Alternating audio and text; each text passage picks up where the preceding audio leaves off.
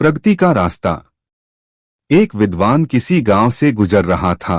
उसे याद आया उसके बचपन का मित्र इस गांव में है। सोचा मिला जाए। मित्र के घर पहुंचा, लेकिन देखा मित्र गरीबी व दरिद्रता में रह रहा है। साथ में दो नौजवान भाई भी हैं।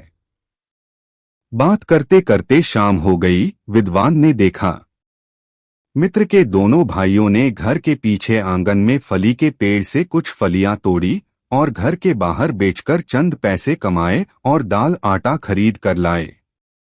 मात्रा कम थी, 3 भाई व विद्वान के लिए भोजन कम पड़ता।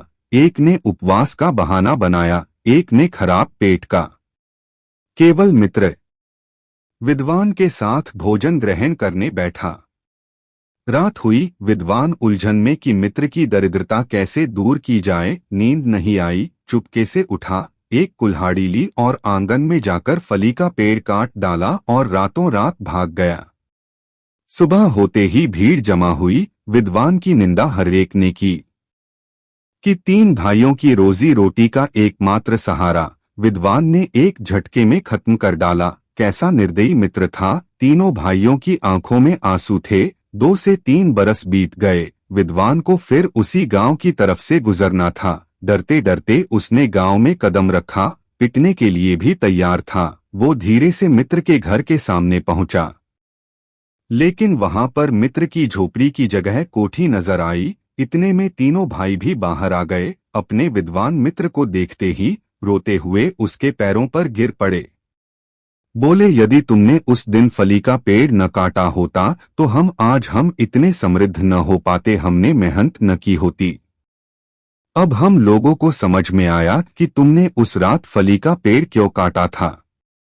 जब तक हम सहारे के सहारे रहते हैं तब तक हम आत्मनिर्भर होकर प्रगति नहीं कर सकते। जब भी सहारा मिलता है तो हम आलस्य में दरिद्रता अपना लेते हैं। दूसरा, हम तब तक कुछ नहीं करते जब तक कि हमारे सामने नितांत आवश्यकता नहीं होती।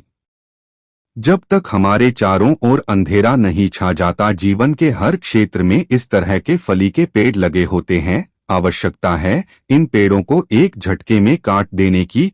प्रगति का एक ही रास्ता आत्मनिर्भरता।